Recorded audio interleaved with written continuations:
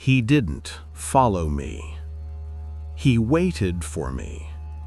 Every single night, even on the nights I left before he arrived. I worked the evening shift at a small office building. Quiet place, mostly empty after 7 p.m. My walk to the bus stop is short, just across a dim parking lot. For weeks, everything felt routine. Then one night, I noticed a man standing at the far edge of the lot. Tall, still, face hidden under a hood. I assumed he was waiting for someone, but when I reached the bus stop and glanced back, he was still standing in the exact same spot, not shifting weight, not checking a phone, not doing anything, just facing the building. The next night, he was there again, already waiting before my shift even ended. The third night, something changed. I left work early, a whole hour ahead of schedule, but when I stepped outside, he was already there, standing in the same place, same posture, same tilt of the head. He couldn't have known when I was leaving. He couldn't have arrived before me. But he did. As I crossed the lot, he slowly turned his head toward me, but not his body. I froze mid-step. His face was impossible to make out, not shadowed, unfocused, like I was looking through heat haze. How can a face blur in real life? I tried taking a different exit the next night, through the back stairwell, but when I stepped into the lot, he stood right beneath the same lamppost. He had repositioned before I arrived, or he had never left. My pulse spiked. I stayed near the doorway. He lifted a hand, fingers too long in the lamplight, and pointed at the building.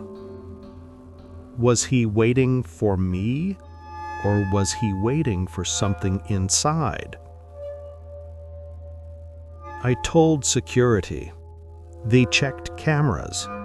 Frame after frame, hour after hour. The man never moved, not even a pixel.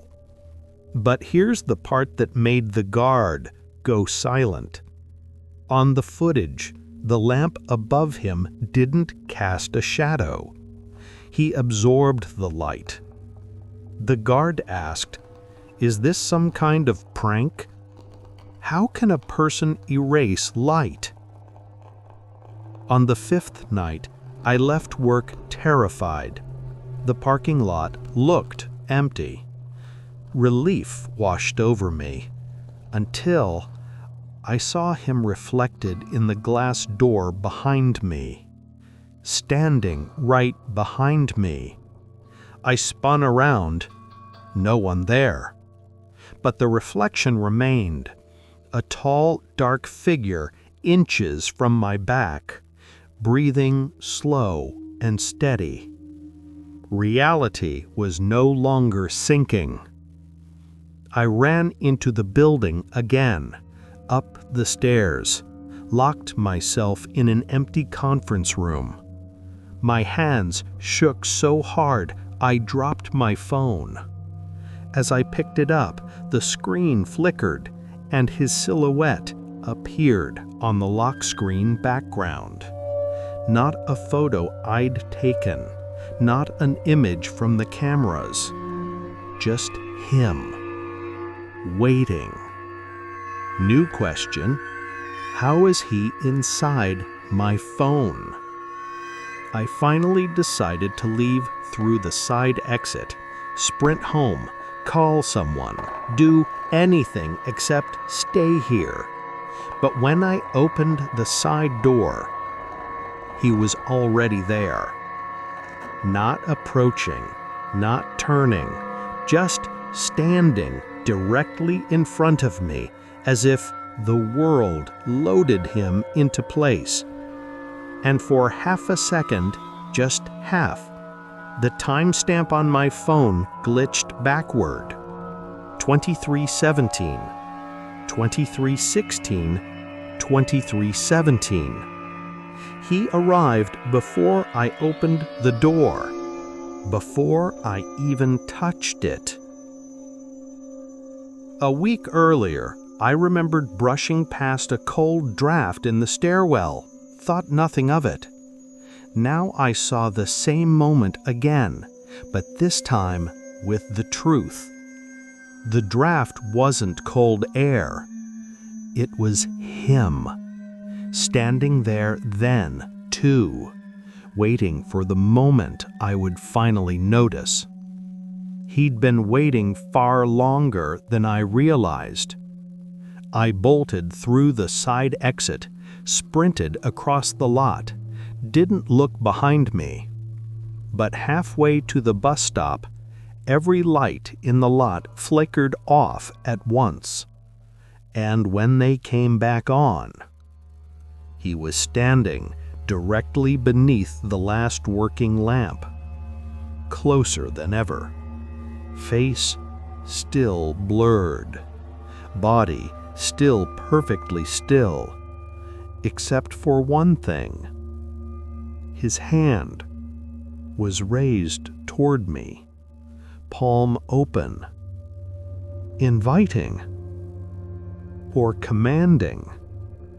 That's when I finally understood. He wasn't following me. He wasn't stalking me.